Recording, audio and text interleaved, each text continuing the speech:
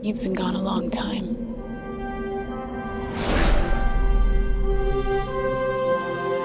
Where did you go?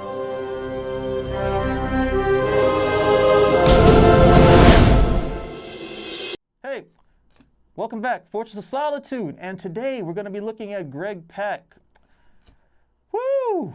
What can I say?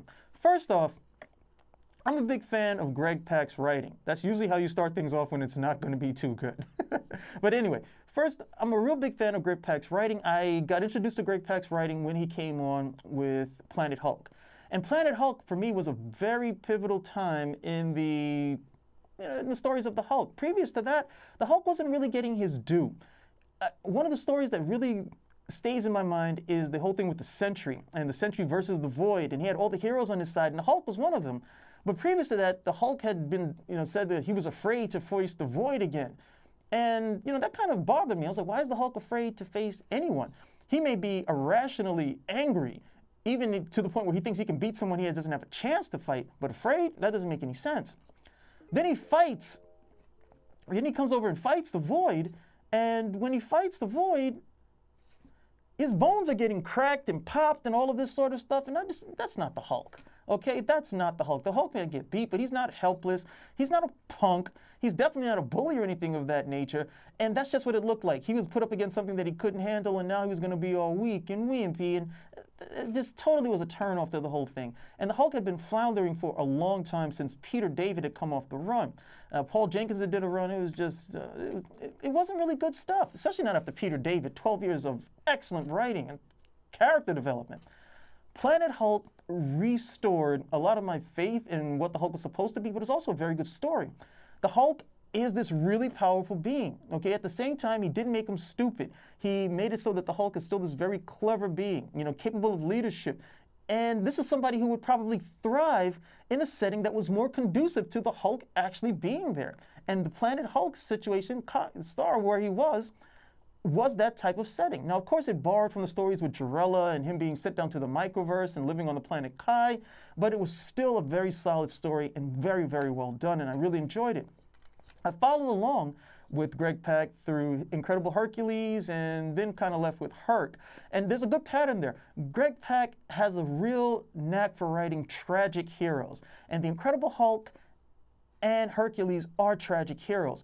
Now, what you don't want to do is make them too tragic or overly tragic, which is what started to happen with Hercules, where he started pushing that a little bit too much. The Incredible Hercules run is very good, but by the time we get to Hercules is depowered, and it's just too much. When you take away Hercules' strength, what is the reason I'm reading this for? I didn't want to call this to read Captain America or some spy who's using, trinkets in order to get by. Hercules is strength personified. Okay? And if you can't do that, then you really don't need to be writing Hercules. I didn't, sign on to read a depowered Hercules. Greg Pak is now on Superman, and he's had a pretty successful run on Superman. It's been very well received, but he's still in that tragic mode with this particular character. And Superman is not a tragic character, even though they are struggling to make him a tragic character, hence this guy that you see over here. Yes, that's Superman. Okay, that is not a joke, a hoax. It's not a what if. That is Superman. That guy is dressed like me, and somehow he's still Superman. So you see where they're going with this. It's definitely, they have this golden age. They have this golden age love fest going on, where the only way that Superman can be interesting or a man of the people is you have to depower him. He can't have his superpowers, and somehow that makes him, I don't know, more relatable, more this or that. So, I got a chance to speak with Greg Pak, and it really just feels like, this is just me, of course, he doesn't say this, but it just feels like the guy has been given lemons and he's making lemonade with it. You can't write Superman to the ability that you should be able to. He's not the full character.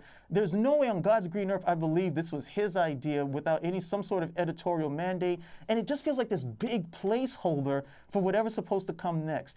There's no way on God's green earth we believe that Superman is going to continue to look like this.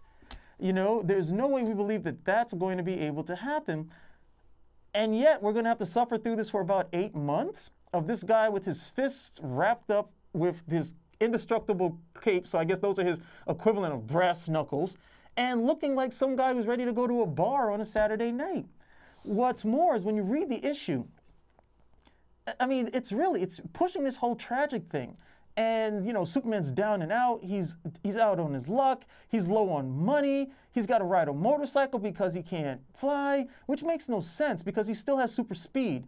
He's still fast enough to get from one area to another faster than a motorcycle ever would. And if that's the case, since he doesn't have any money, he should actually save it, right? Yeah, I know. I'm being too literal about the whole thing. But it's those type of things that take me out of the story. When characters are not, when you've created this world, and when you decide to not follow what you have stipulated as the parameters of this world, why should I follow it? If your theme is going to really sink through, then you have to be a master of those technical things. And once they fall away, it's just no reason for me to pay attention to it any longer. Even though for PAX, I did pay attention to it. It's not a poorly written story. It's actually, it's kind of there. It's kind of even. But it's not Superman at the end of the day. That's the hard part. And you have to follow along for another issue and another issue to see if there's some sort of payoff.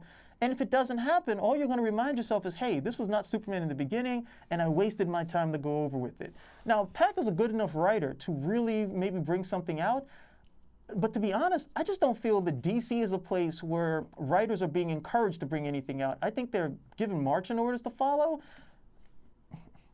And this is one of those marching orders. Anyway, from the Fortress of Solitude, can you believe this outfit?